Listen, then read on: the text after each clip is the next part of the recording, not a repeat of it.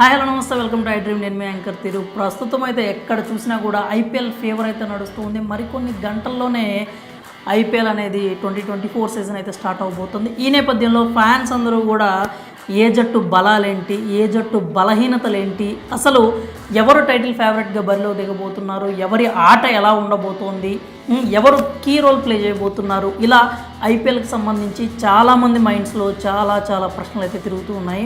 మనమైతే మరి తొలి మ్యాచ్ చెన్నై వేదికగా Chennai super Kings versus RCB జరగబోతోంది కాబట్టి చెన్నై జట్టు బలాలేంటి, బలహీనతలేంటి, అసలు చెన్నై జట్టు ఏ విధంగా ఉండబోతోంది, వాళ్ళ వ్యూహాలు ఎలా ఉండబోతున్నాయి, ఈ అన్ని విషయాలు కూడా మనం ఈ వీడియోలో అయితే మనం ఒక్కసారి పరిశీలించే ప్రయత్నం చేద్దాము. ముందుగా చెన్నై అభిమానులకి ఒక రకమైనటువంటి షాక్ ప్లస్ ఒక రకమైనటువంటి గుడ్ న్యూస్ కూడా అని చెప్పాలి. ఎందుకంటే ధోని అనేది పగ్గాలు వదిలేయటం, కెప్టెన్సీ పగ్గాలు వదిలేయటం అనేది ఫ్యాన్స్కి అయితే షాక్ అనే చెప్పాలి. కానీ రుతురాజ్ లాంటి ఒక యంగ్ అండ్ టాలెంటెడ్ ప్లేయర్ చేతిలోకి ఆ కెప్టెన్సీ పగ్గాలు వెళ్ళడం అనేది చెన్నై జట్టుకైతే నిజంగా శుభవార్త అనే చెప్పాలి. మరి చెన్నై సూపర్ కింగ్స్ గురించి, బలాల గురించి మనం మాట్లాడుకున్నట్లయితే ధోని, రుతురాజ్ గైక్వాడ్ అంటే కెప్టెన్సీ పరంగా చెన్నైకి చాలా మంచి బలం అనే చెప్పాలి. ఎందుకంటే మైదానంలో అధికారికంగా రుతురాజ్ గైక్వాడ్ కెప్టెన్ అయినప్పటికీ స్టంప్స్ వెనకాల మాత్రం ఒక super most senior captain cool MS Dhoni అయితే ఉంటాడు, రెండో కెప్టెన్ రూపంలో, అనఫీషియల్ కెప్టెన్ రూపంలో. సో గైక్వాడ్కి ఏ కష్టం వచ్చినా, టీంకి ఏ అవసరం వచ్చినా కానీ అతని స్ట్రాటజీస్ వాడటానికి, అతని మైండ్కి పదును పెట్టడానికి, పని చెప్పడానికి ధోని అయితే రెడీగా ఉంటాడు. తన అనుభవాన్ని ఉపయోగించి ఖచ్చితంగా చెన్నై జట్టు కృషి కోసం అయితే పనిచేస్తాడని చెప్పడానికి ఎలాంటి సందేహం లేదు.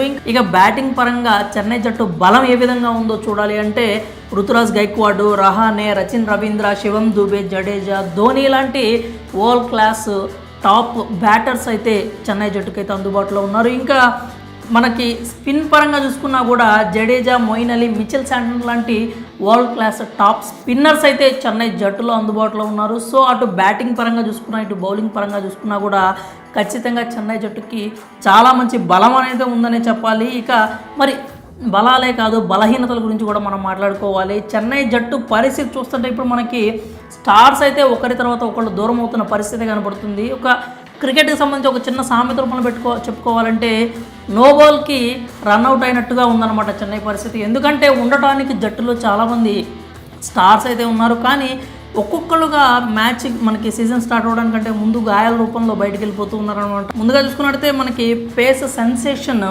మతీషా పతిరానా అయితే గాయం కారణంగా జట్టుకు దూరం అయిపోయాడు. ఇది చాలా పెద్ద దెబ్బ అనే చెప్పాలి. ఎందుకంటే డెత్ ఓవర్ స్పెషలిస్ట్గా పేరు తెచ్చుకున్నటువంటి పతిరానా చెన్నై జట్టుకు దూరం కావడం అనేది బిగ్గెస్ట్ మైనస్ అవుతుంది. ఇంకా అలా చూసుకుంటే రీసెంట్గా శ్రీలంకతో జరిగిన మ్యాచ్లో బంగ్లాదేశ్ ప్లేయర్ ముస్తాఫిజుర్ రెహమాన్ కూడా కండరాలు పట్టేసి మ్యాచ్ నుంచి అయితే అంటే మధ్యలోనే వెళ్ళిపోయాడు. అయితే ఇతను మరి చెన్నై జట్టుకి ఎప్పుడు అందుబాటులోకి వస్తాడు ఏంటి అనేది కూడా చెప్పే పరిస్థితి అయితే లేదు. ఇక అలాగే డేవన్ కాన్వే కూడా కాలికి గాయం అవడంతో, కాలి వేలుకి గాయమైన కారణంగా జట్టుకైతే దూరంగా ఉన్నాడు. ఇతను కూడా ఎప్పుడు కంబ్యాక్ ఇస్తాడు, ఎప్పుడు జట్టులో చేరతాడు అనేటువంటి చెప్పే పరిస్థితి లేదు. ఇలాంటి వరల్డ్ క్లాస్ బెస్ట్ ఎవరైతే ప్లేయర్స్ ఉన్నారో వాళ్ళు చెన్నై జట్టుకి దూరం అవటం అనేది గాయాల కారణంగా చాలా పెద్ద మైనస్ కిందే చెప్పాలి. ఇంకా అలాగే చూసుకున్నట్టయితే బౌలింగ్లో కూడా దీపక్ చాహర్ కావచ్చు, అలాగే తుషార్ పాండే కూడా మిడిల్ ఓవర్స్లో రన్స్ లీక్ చేయడం అనేది ఫస్ట్ నుంచి చెన్నైని కొంచెం ఇబ్బంది పడుతున్నటువంటి సమస్యగానే ఉంది. అది మరి ఈ ఇయర్ ఎంతవరకు అధిగమిస్తారనేది కూడా చూడాలి. అయితే బలహీనతల పరంగా చూసుకున్నట్టయితే చెన్నై జట్టుకి ఇదే చెప్పుకోవాలి. కాకపోతే చెన్నై జట్టు విజయ అవకాశాల గురించి మాట్లాడుకుంటే చెన్నై జట్టుకి ఎప్పుడు కూడా విజయ అవకాశాలు ఎక్కువగానే ఉంటాయి. ఎందుకంటే అక్కడ ధోని లాంటి ఒక మాస్టర్ మైండ్ అనేది జట్టులో ఉంది కాబట్టి. అలాగే ఇప్పుడు చెన్నై జట్టు కూడా ఇప్పుడు 7 మ్యాచ్ల వరకు వాళ్ళ హోమ్ గ్రౌండ్లో ఆడతారు కాబట్టి అది ఎక్కువ స్పిన్కి కూడా అనుకూలిస్తుంది కాబట్టి జడేజా కానీ ఇప్పుడు మనకు ఎవరైతే వరల్డ్ క్లాస్ స్పిన్నర్స్ వాళ్ళకి టీంలో ఉన్నారో వాళ్ళందరూ కూడా చాలా బాగా యూజ్ అయ్యే ఛాన్స్ ఉంది. కాబట్టి చెన్నైకి విజయ అవకాశాలు కూడా ఎప్పుడు ఎక్కువగానే ఉంటాయి. అలాగే ఓవరాల్గా సీజన్గా చూసుకున్నా కానీ కొంతమంది స్టార్స్ దూరమైనా కానీ వాటిని భర్తీ చేసుకుంటూ దానికి తగ్గ ప్లేయర్లను జట్టులోకి తీసుకొచ్చి చెన్నై అయితే ఖచ్చితంగా వాళ్ళ బెస్ట్ ఇవ్వడానికి ట్రై అయితే చేస్తుంది. ఇప్పటికే 5 టైటిల్స్ సొంతం చేసుకున్నారు. లాస్ట్ సీజన్ కూడా టైటిల్ కొట్టిన ఉత్సాహంలో ఉన్నారు కాబట్టి ఇదే ఉత్సాహాన్ని కొనసాగిస్తూ ఖచ్చితంగా కూడా చెన్నై ఈ సీజన్లో చెలరేగేందుకు ఛాన్స్ అయితే ఉంది. అందులో ఎలాంటి అనుమానం లేదు. మరి చెన్నై జట్టు బలాలు, బలహీనతల గురించి మీ ఒపీనియన్స్ ఏమైనా ఉంటే కామెంట్స్ రూపంలో మాకు తెలియజేయండి.